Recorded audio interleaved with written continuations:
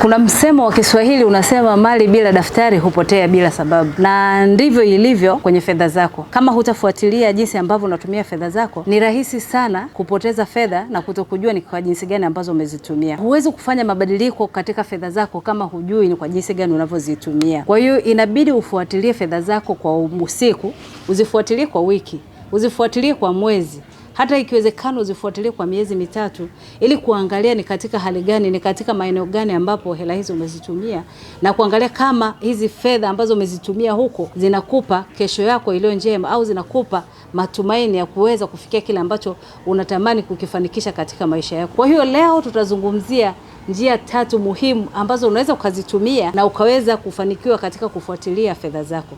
Njia moja hapo ambayo tutaitumia tukaanza nayo ni njia ambayo mimi mwenyewe binafsi naitumia, huwa natumia kutumia bahasha. Nina tabia ya kuchukua bahasha na kuiandika. Unaweza ukachukua bahasha ukaandika juu ya bahasha yako, ukaandika kwamba hapa naweka hela kwa ajili ya kulipia luku. Ukaiandika juu yake kwamba ni fedha kwa ajili ya luku.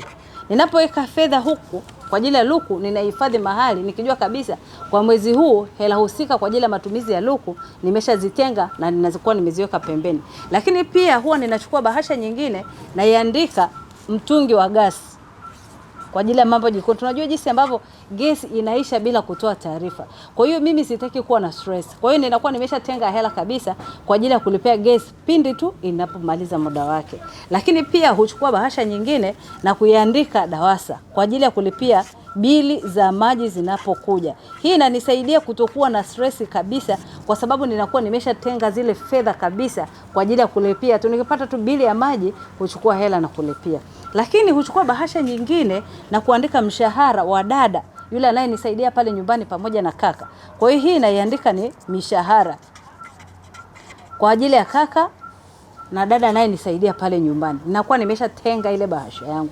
Lakini pia huchukua bahasha nyingine na kuandika vifaa vya jikoni, mambo madogodogo, naandika sokoni. Hapa naweka vitu kama nyanya, naweka vitunguu, naiandika kabisa hapa nyanya, naandika vitunguu, yani vitu vyote unavyovijua vya kule jikoni.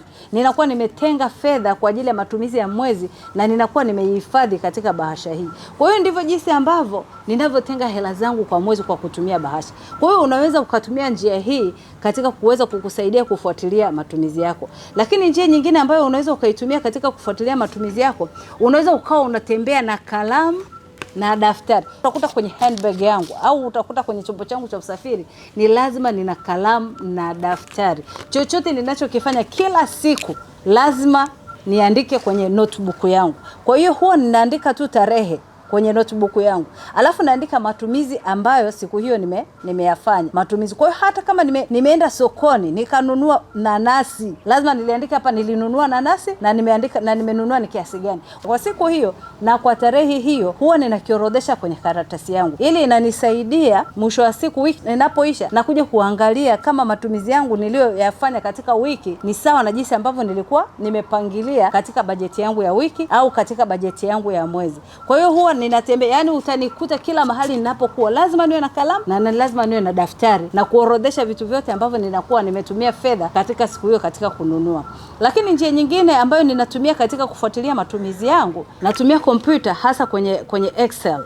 Kwa hiyo utaona jinsi ambavyo ninatumia Excel katika kuandika matumizi yangu ya mwezi. Kwa mfano unaona kabisa kwa mwezi huu wa Novemba, mwezi huu wa 11, utaona kabisa hapa nimeandika siku. Huwa nayapanga katika wiki. Nimeagawa katika wiki ya kwanza, wiki ya pili, wiki ya tatu na wiki ya 4 ambapo unakuta mwezi umeshaisha. Kwa hiyo kwa wiki ya kwanza naandika kabisa siku: Jumatatu, Jumanne, Jumatano, Alhamis, Ijumaa, Jumamosi, Jumapili, naandika na jumla. Lakini pia naandika tarehe. Siku ya Jumatatu tarehe 1 mwezi wa 11 2021 mpaka napofika ile siku ya Jumapili ambayo unakuta ni tarehe 7 mwezi wa 11 mwaka 2021. Kwa hiyo unakuta matumizi yangu. Kwa mfano nimelipa luku na kuja hapa ni katika tarehe gani ambayo nimetumia katika kulipa luku na ni kiasi gani ambacho nimekilipa. Kwa hiyo ninaorodhesha kwenye Excel yangu. Hapa nimelipia taka, nimelipa 10,000 na orodhesha hapa ni tarehe gani. Lakini nakuja pia kwenye mambo ya usafiri, nimelipa ni kiasi gani ambacho nimelipa kwa usafiri na tarehe gani. Lakini ninakuja pia kwa mambo ya jikoni, labda nimenunua mchele, labda nimenunua unga wa ugali. Kwa hiyo pia na rekodi kwamba ni tarehe gani na ilikuwa ni siku gani. Lakini pia nakuja labda nimenunua nyama, nimenunua samaki au nimenunua kuku, nayo naiorodhesha kabisa hapa kuonyesha kwamba ilikuwa ni tarehe gani na ni siku gani ambayo nimenunua hivi vitu. Kwa hiyo mwisho wa wiki inapofika mwisho, ninakuja kupiga jumla kuangalia katika wiki hii, kwa mfano kwenye luku nimelipa kiasi gani, kwenye gas nimelipa kiasi gani, kwenye taka, kwenye matumizi yangu yote nimelipa kiasi gani. Kwa hiyo ninakuwa nina jumla ya wiki, lakini pia huwa ninaorodhesha jumla ya kila siku. Kwa hiyo kwa mfano hapa unakuta kwa Jumatatu nilitoa 20,000 katika kulipia taka, lakini pia katika kulipia luku. Kwa hiyo ni rahisi kujua kwa siku ninatumia kiasi gani, lakini pia ni rahisi kujua kwamba kwa wiki jumla nilitumia kiasi gani. Kwa hiyo hii unakuta ni jinsi ambavyo unaandaa matumizi yako kwenye Excel kwa wiki ya kwanza. Na wiki ya pili inavyofuata ndivyo hivyo na mimi pia huwa ninafanya. Naendelea na mtindo ule bila kubadilisha. Hadi na wiki ya 3 pamoja na wiki ya 4. Sasa nikishamaliza wiki ya 4 ambayo ninakuwa na rekodi matumizi yangu yote ambayo niliyafanya kwa wiki ya kwanza mpaka wiki ya 4, ninakuja kwenye kuangalia kulinganisha kiasi ambacho nimekilipa kwa mwezi pamoja na budget. Kwa hiyo sasa unakuta kwa mfano budget ya Novemba 2021 naandika matumizi, naandika kiasi nilichotumia, naandika na budget ilikuwa ni kiasi gani kwa mwezi huo. Kwa hiyo kwa mfano hapa naonyesha kwa mfano luku, kiasi nilichotumia ni 40, budget nilikuwa nimepanga ni 40, kwa hiyo kulikuwa hakuna tofauti. Lakini kuna kwenye matumizi mengine ambayo unakuta usafiri kiasi nilichotumia ni kama 120, lakini budget nilitakiwa nitumie 100. Kwa hiyo nimetumia zaidi ya 20,000. Kwa hiyo utaona hapa nimewekea alama nyekundu, nimewekea rangi nyekundu kuonyesha kwamba hapa nilitumia zaidi ya kile ambacho nitakiwa kutumia.